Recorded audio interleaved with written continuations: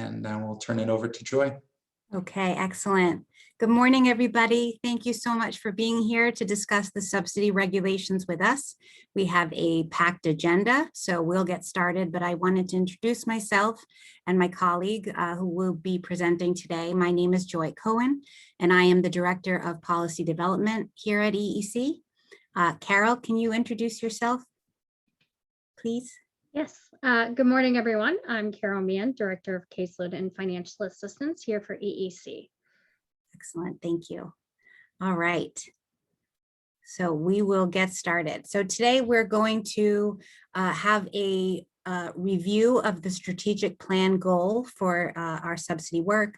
We will discuss some directional shifts, constructs, and priorities for revisions, really focusing on where our thinking's going, any parameters that we're working within as we're structuring and thinking through the regulations, and also what our priorities will be, what our most important pieces here for the revisions will be. And then we're going to spend the majority of time hearing from you, learning from you about how we can really make sure that our strategic plan can become a reality and making sure that these subsidy regulations are what you need them to be. And I want to be very clear, and I apologize in advance because I will likely repeat this several times throughout our session today, that we will be engaging in an ongoing manner, and this will not be the only opportunity to engage. We will be engaging on multiple topics and multiple content areas over the next several months. So this is not the only opportunity to engage on subsidy. So this slide is sort of a bird's eye view of where we are with the regulation revisions. And if you see at the top that the colored boxes, it's representing that while this process it is absolutely a long process to revise. It would be a long process to revise one set of regulations. We're revising really all of our regulations at EEC. It's also not a linear process. So as we're moving through our different engagement opportunities, we may be engaging internally, externally, do some pressure testing, and then some vetting on ideas and bringing what we've heard back and making sure we're on track. So it is very much an iterative engagement process. So if we look at, for example, the child care licensing regulations, right now we're working on engaging internally and externally to pressure test some changes.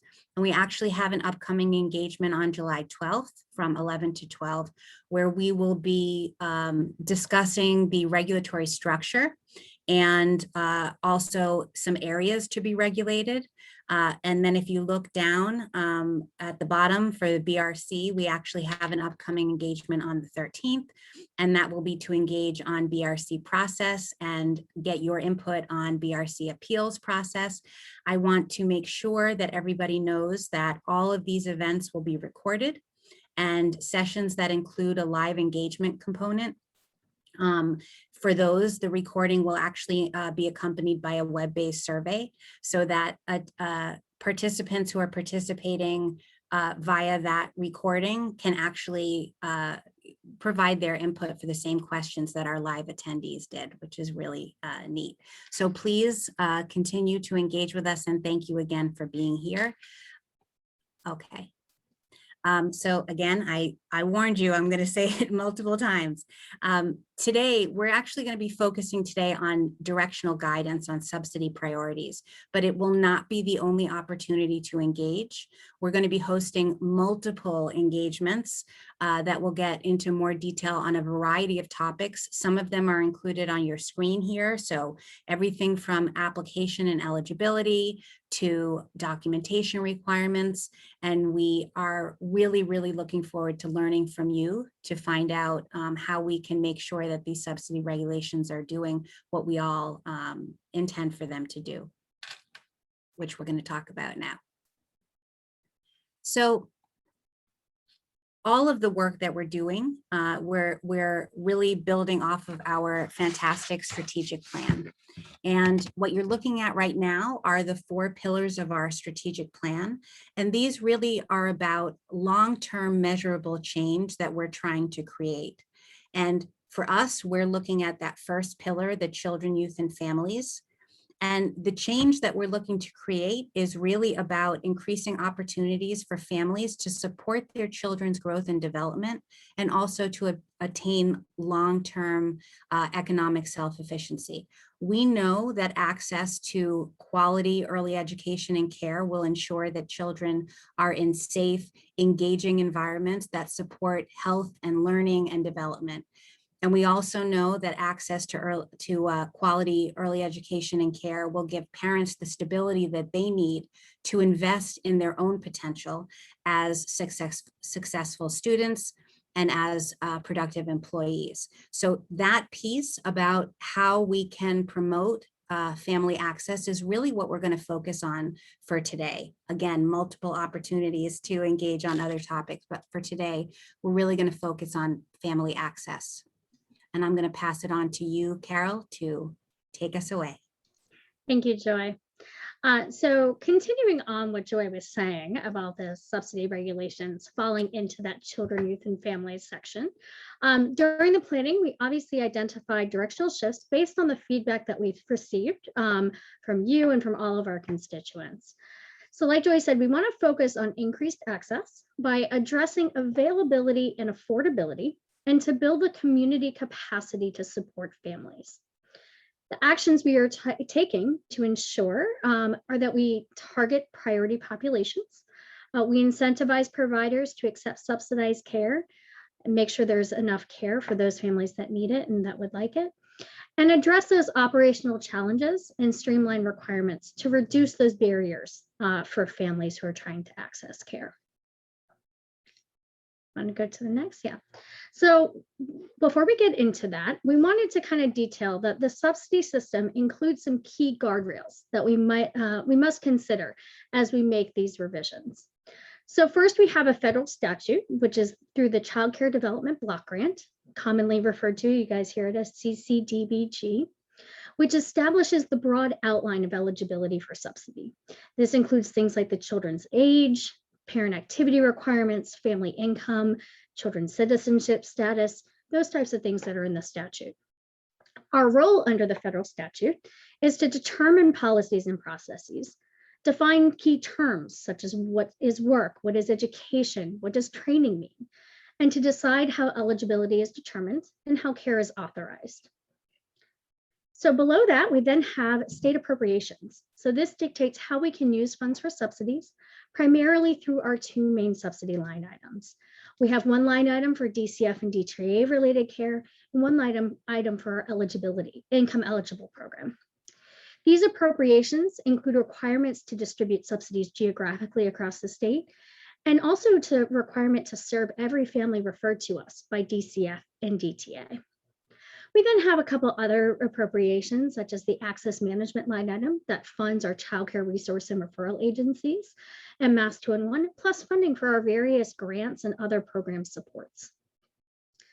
With appropriations, EEC's role is to ensure that we spend the funds in accordance with the law prior to their expiration and ensure that all expenditures bear a reasonable, logical relationship to the purpose of the appropriation and are spent pursuant to state and federal law. So finally, then, we have some state statutes that describe EEC's responsibility for administering subsidies. These include responsibilities for improved access, for information and referrals, and for statewide coordination. Our role under this is to seek, apply for, and encourage the use of federal funds for early education and care services, to develop and maintain a consolidated waitlist, and to establish the rate structure for voucher and contracted payments and a sliding parent fee scale. So focusing today on next slide, Joy. So the directional shift is going to really be enacted through three priorities for revisions to subsidy regulations and policies. The first and the real focus of the engagement session today is family access to subsidized childcare. Our goals are to simplify the enrollment processes, evaluate income limits, and streamline authorizations. The other priorities, which will be addressed at future engagement sessions, are around continuity of care, where we incentivize subsidy access to quality care, ensure access where it is needed most, enhance the matching of families to providers to best meet the family's needs. Then the last one is facilitating participation by evaluating the approved activities, creating flexibilities for verification, and reducing reporting requirements. So I think this time, Joy, if I'm correct, we're going to move to our poll everywhere questions to kick off that process.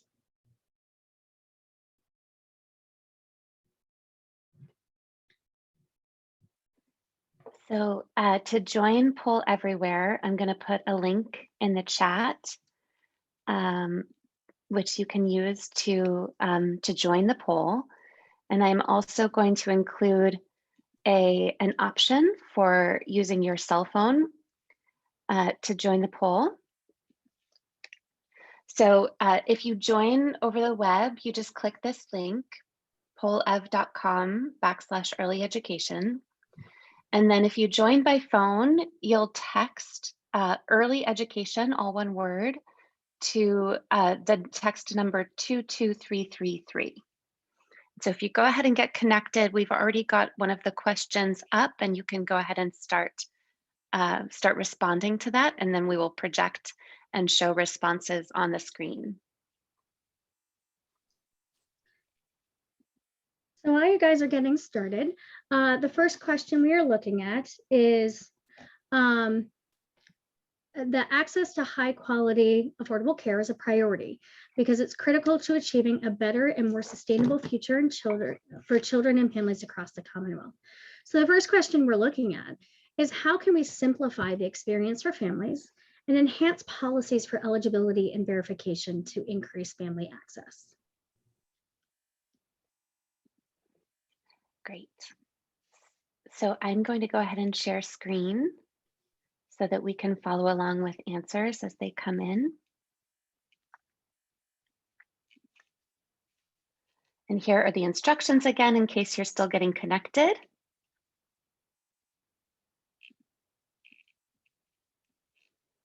And we'll start looking at responses. Okay. So the first, income eligible spots are complicated and difficult to recruit as a provider. Easier reassessments, be more responsive, electronic signatures, great. The number of documents is cumbersome and difficult for many to gather, okay. Reduce verification process for fathers, more flexible appointment times or via electronic means. Streamline or simplify application process for families, continual virtual meetings, multiple languages, great. Information sheets that easily explain how they qualify, provide clear information and instructions, allow parents to sign up independently and provide documentation by uploading it, great. Less intimidating forms, the ability to use household income statement is a plus. Have a meeting with families to go over everything with them. Expect a wider range of verifications for wages, residency, things like that. Self-employment requirements are incredibly difficult, great. Have an online system available on the website. Streamline the number of forms, another electronic signature. Yep. Remove any barriers for families to easily and remotely complete their applications. Kinder rate needs a huge update, yes. Lower the financial requirements and ease of use. Prioritize and minimize requirements, great. Reduce verification process for fathers, thank you. Simplify text if questions on forms. Have available for all. As a provider, I feel like I knew the exact guidelines, I could share and explain it, great. Remove access barriers to CCR&Rs, evening, weekend appointments, virtual appointments, things like that. Condense paperwork to make less forms, thank you. Minimize proof of address for non-guardian parent. Being more responsible, thank you. Less legal language and more parent-friendly forms. Income verification documents good for longer than 6 weeks, thank you. The policies are confusing. Parents can apply through the daycares and we submit them, okay. Allow virtual appointments. Seeing agreement on a kinder rate update, thank you. Expands median income to 51 to 85% when coming off waitlist, but give priority to lower. Provide clear instructions on what documents for parents who drive Uber or Lyft, great. Provide more information to providers. Current requirements make it almost impossible for undocumented parents to verify wages, thank you. have clearer policies for self-employment, more translated forms, great. Allow contract providers to edit CCR in our placements, thank you. Have easy access for families to address questions and get help from a human by phone, thank you. More flexibility for timeline of when documentation is needed for authorizations or reassessments, great. Carol, we'll go to the next question. It looks like we've slowed down. Sure, great.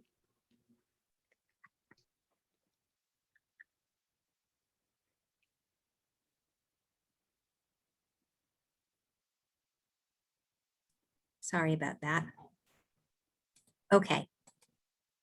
So access to high quality, affordable childcare is a priority of ours because it's critical to achieving a better and more sustainable future for children and families across the Commonwealth.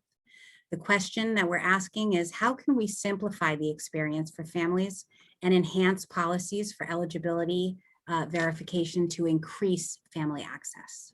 Sorry, Joy, I think that's the next question. I Oh. split this one in two. So we had this simplifying, and now it's focusing in on eligibility and verification. I'm sorry. I'm sorry. No, that's okay.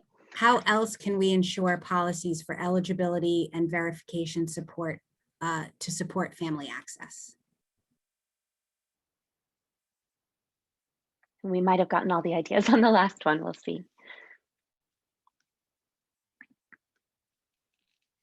Move to 85% median income for initial authorizations, accept a wider range of proof, so verification, thinking about flexibilities in verification.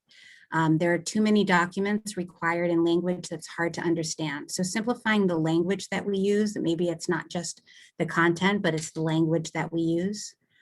Create an app that pictures can be used to scan and upload documents. That's great.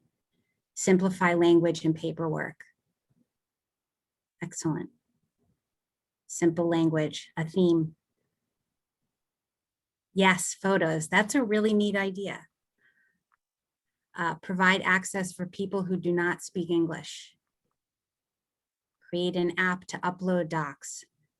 Yep. So making it easier for people to submit the verification documents.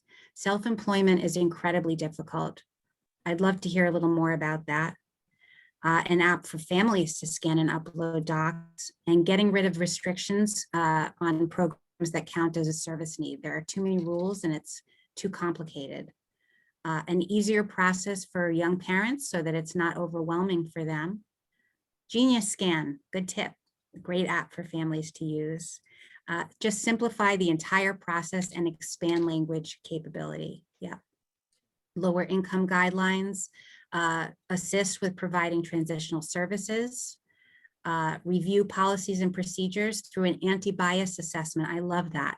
Making sure that we're culturally sensitive and culturally aware.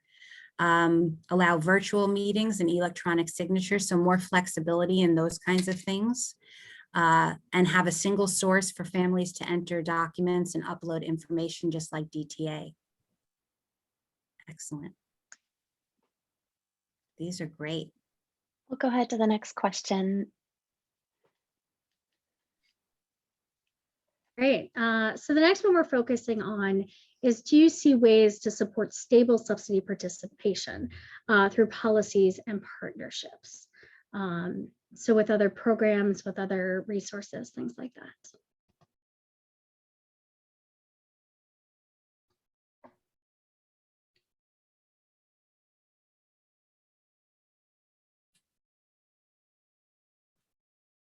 So for example, could we incentivize providers to provide additional or expand their services in order to respond to community needs? How can we promote that continuity of care, that stability for families through additional policies or partnerships?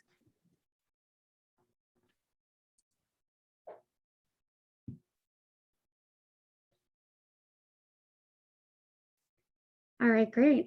Sending documents on time, great.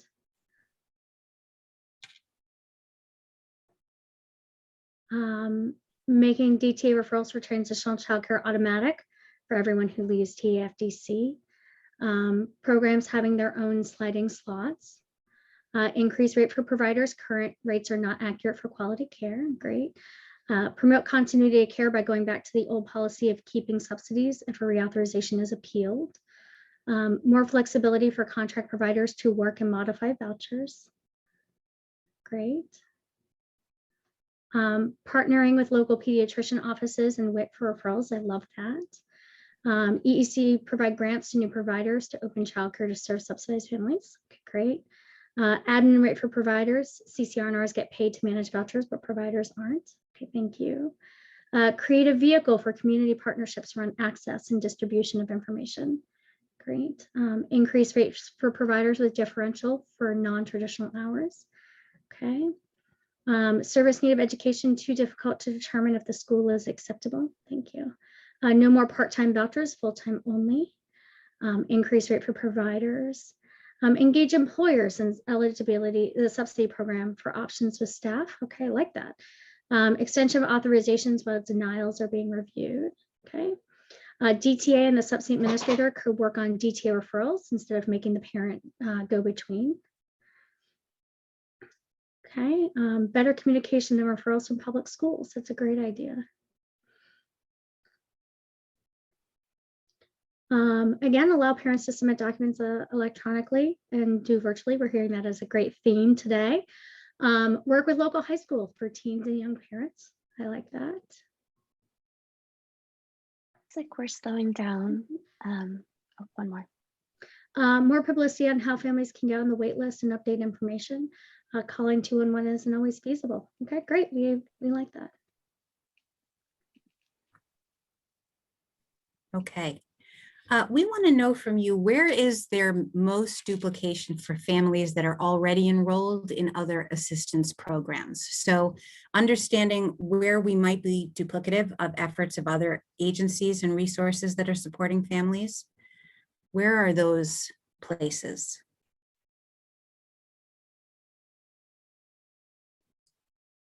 Looking at DTA, looking at their requirements. Subsidized housing, free reduced meals at school.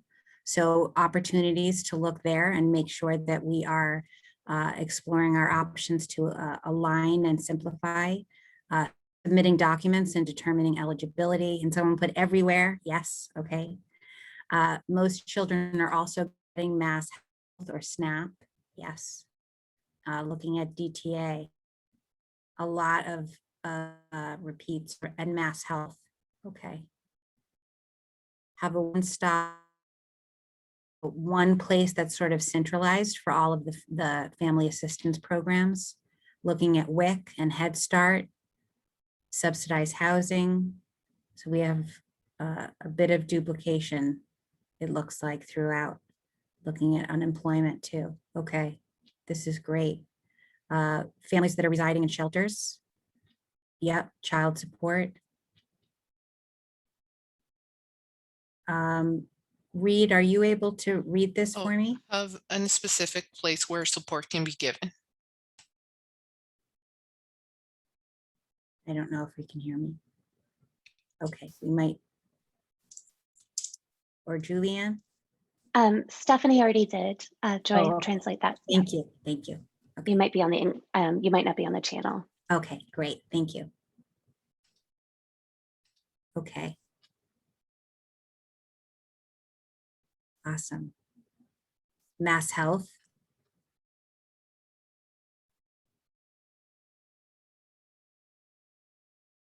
Excellent. All right, thank you.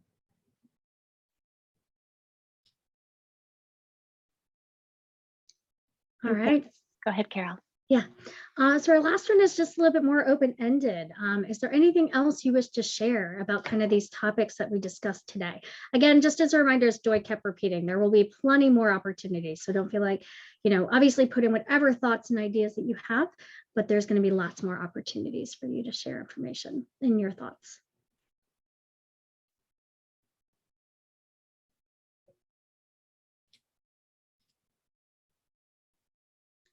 All right.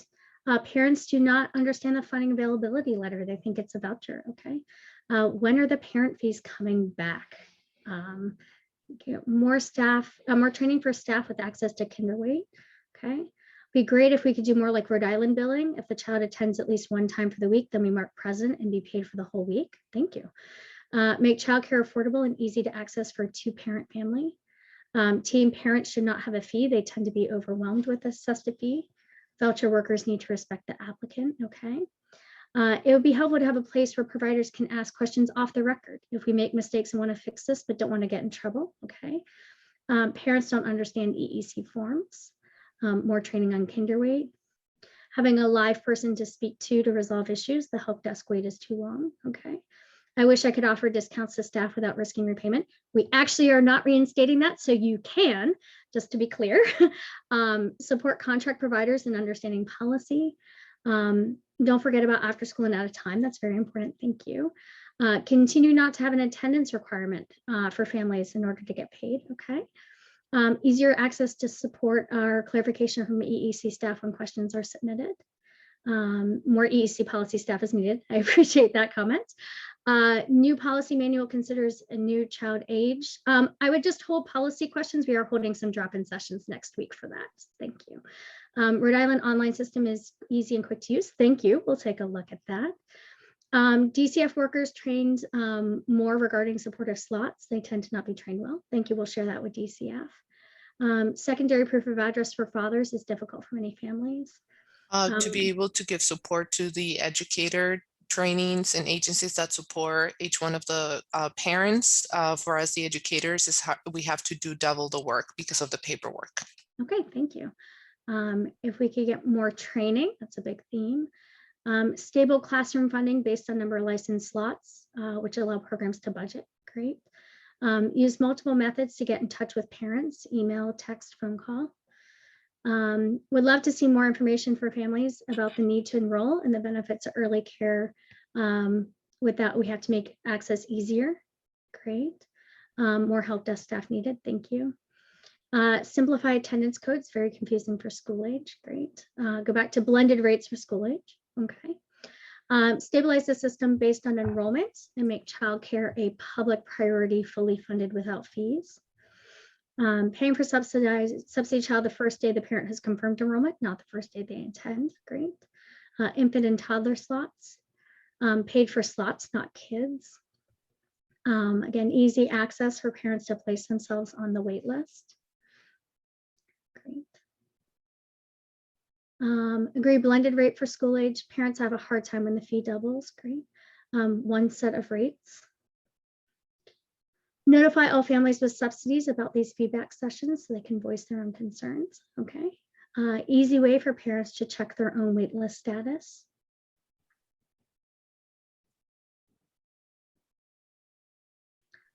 Prepaying when a parent hasn't started work or being paid is a big barrier. Okay.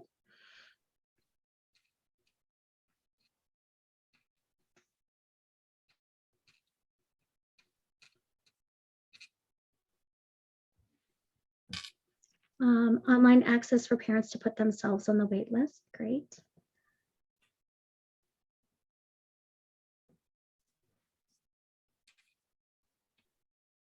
Might be slowing down. Yeah, and we just put a quick plug. I know we did issue a new policy guide yesterday. If you do have any of those subsidy specific questions, please do not hesitate to email EEC Subsidy Management at mass.gov and we can get back to you quickly. Minimize work associated with waitlist management. Okay. If private paying already, moves parents up the waitlist quicker. Okay.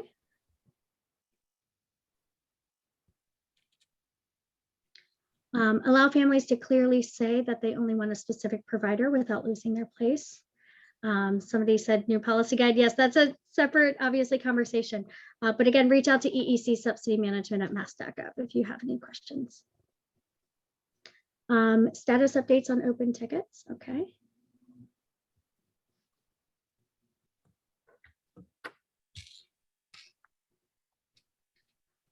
Eliminate paper forms and automate all forms to an online platform. We're hearing a lot of that theme about making more electronic access to these applications and to be able to submit documents.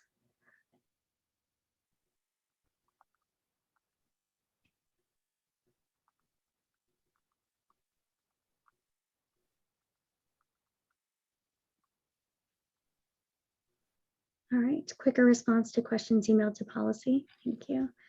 CCFA and lead to talk to NACRAWare. Okay. Ability to upload documents to CCFA for future access. I love that. That has always been a goal of mine, for the record, but I do appreciate that comment. Pay rate should not be impacted by the private rate. Just as a clarification again, we have EEC is not re-implementing the pricing limitation law. So as of continued since what we started last March, your subsidy pay rate is not affected by your private rate at all. You are welcome to offer any discounts, free childcare, anything that you would like to private pay families or to staff or to whomever you'd like.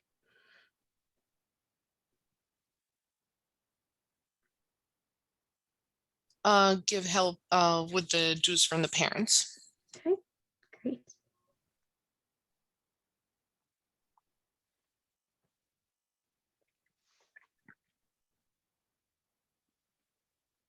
It looks like we're slowing down. Carol and Joy, I will leave the questions box open so that people can continue to add their thoughts as needed.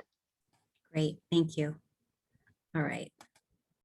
And I will come back here and go to our final slide, which is a repeater. That this is, again, not the only opportunity to engage. And we really are committed to partnering with you in the work of turning our strategic plan into a reality. Please check the strategic portal for updated engagement information, and please consider joining these and other engagement opportunities. One other important engagement opportunity is that there is an upcoming conversation with the commissioner on the evening of the 29th. And again, please continue to check the strategic plan portal. This has been a wonderful session. The ideas that you all brought today are phenomenal and will absolutely be considered. We really appreciate it. So thank you all so much.